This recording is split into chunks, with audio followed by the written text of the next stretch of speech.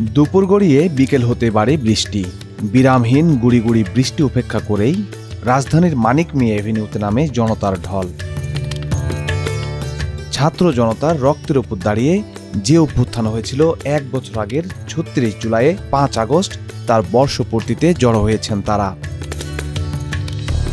মাথায় কিংবা হাতে জাতীয় পতাকা, গায়ে রক্তাক্ত জুলাইয়ের টি শার্ট, চোখে মুখে তাদের নতুন দেশ গড়ার স্বপ্ন। যে আকাঙ্ক্ষা নিয়ে গত জুলাইয়ে জীবন দিয়েছিলেন ছাত্র জনতা, তার কতটুকু পূরণ হয়েছে এমন প্রশ্নের জবাবে তারা বলেন, আমাদের স্বপ্নটা পুরোপুরিভাবে বাস্তবায়ন হয়নি, তবে আমরা এখনো স্বপ্ন দেখছি। এই দোসরদের এই মুক্তির দিনে আমরা বার্তা দিতে চাই যে পুরো বাংলাদেশকে আওয়ামী মুক্ত করে, ভারতের দালালদের মুক্ত করে আমরা একটা গোটা বাংলাদেশ শুধু বাংলাদেশের জন্য কাজ করবে, এরকম একটা স্বপ্ন নিয়ে অবশ্যই আমরা যে স্বপ্ন নিয়ে আন্দোলনে নেমেছি, এই স্বপ্ন একদিন আমাদের পূরণ হবে ইনশাল্লাহ।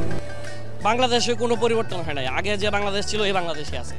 আগের সব সিস্টেম রয়ে গেছে। পরিবর্তন করতে হবে সিস্টেম। মানুষজন তোর পরিবর্তন করা যাবে না, মানুষজন পাঠানো যাবে না, কারণ আমরা এই দেশের জন্ম। দরকার হচ্ছে সিস্টেম। মানুষ থাকবে, সিস্টেম পরিবর্তন, অবকাঠামো থাকবে, সিস্টেম পরিবর্তন করতে হবে। সিস্টেমের কোনো পরিবর্তন হয় নাই। আসলে যে স্বপ্নটা সামনে আসছে এটি অনেক বড় জিনিস।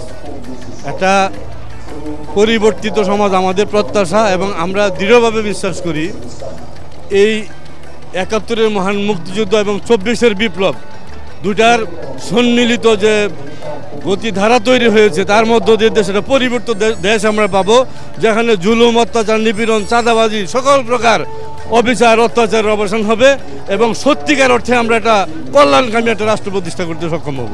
যাত্রা শুরু হয়েছে এবং তার লক্ষ্য অর্জিত হওয়ার আগ পর্যন্ত যে পরিমাণ মানুষের মধ্যে মনোজগতে বিপ্লব ঘটছে, অবশ্যই তার শেষ প্রান্তে আমরা অবশ্যই জাতি হিসেবে উপনীত হবে। আমরা অবশ্যই জাতি হিসেবে শেষ প্রান্তে আমরা পৌঁছতে পারবো। কোনো কাজই ওভারনাইট হয় না, রাতারাতি কোনো কিছু হয় না।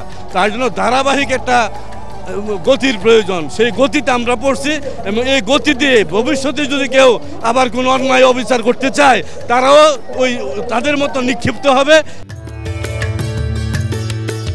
অভ্যুত্থানের পর দেশের মানুষ বাক স্বাধীনতা ফিরে পেয়েছে বলে জানান উপস্থিত জনতার অনেকে। জুলাই আন্দোলনে আমরা যে অংশগ্রহণ করেছি, আমাদের বিবেক বোধ থেকে আমরা বসে থাকতে পারিনি ঘরে। ঠিক আছে, সবকিছু মিলায়ে ভাইয়া আমাদের খারাপ লাগে না। আলহামদুলিল্লাহ ভালোই যে মত প্রকাশ করতে পারছি। আমি চাইলে এখন সব দলের বিরুদ্ধে কথা বলতে পারতেছি, আমি চাইলে যে কাউকে নিয়ে সমালোচনা করতে পারতেছি। আওয়ামী লীগের আমলে এটা কিন্তু আমরা পারতাম না। একজন নাগরিক হিসেবে আমার মূল্যায়ন হচ্ছে আমাদের না বলা কথাগুলো বলতে পারছি, এবং আমাদের যে দমবন্ধ সিচুয়েশন ছিল সেই সিচুয়েশন থেকে আমরা মুক্তি পেয়েছি। যেই সরকারে আসুক, যেই ক্ষমতায় আসুক, মানুষের মৌলিক অধিকার হচ্ছে তার কথা বলার অধিকার, তার ব্যক্তি স্বাধীনতা, তার মুক্ত চিন্তার স্বাধীনতা। আমরা এই মুক্ত চিন্তার স্বাধীনতা, ব্যক্তি স্বাধীনতা নিশ্চয়তা চাই। জুলাই অভ্যুত্থানে যারা নেতৃত্ব দিয়েছিলেন তারাও এসেছিলেন মানিক মিয়া এভিনিউতে, জানালেন দেশ নিয়ে তাদের ভাবনা। আজকের এই দিনকে আমরা স্মরণীয় করে রাখতে চাই, উদযাপন করতে চাই। আমরা একই সাথে দেশবাসীকে এই জুলাইকে জীবিত রাখার আহ্বান জানাতে চাই। আজকে যে আনন্দ মিছিল, আজকে যে মার্চ, সেই মার্চের মধ্যে দিয়ে আমরা গিয়ে কি ওই ব্যক্তিদেরকে আবারও হুঁশিয়ারি দিতে চাই যে আবার কেউ যেন হাসিনার মতো হয়ে না উঠে। যে হাসিনার মতো হয়ে উঠবে তার পরবর্তী হাসিনার মতোই হবে।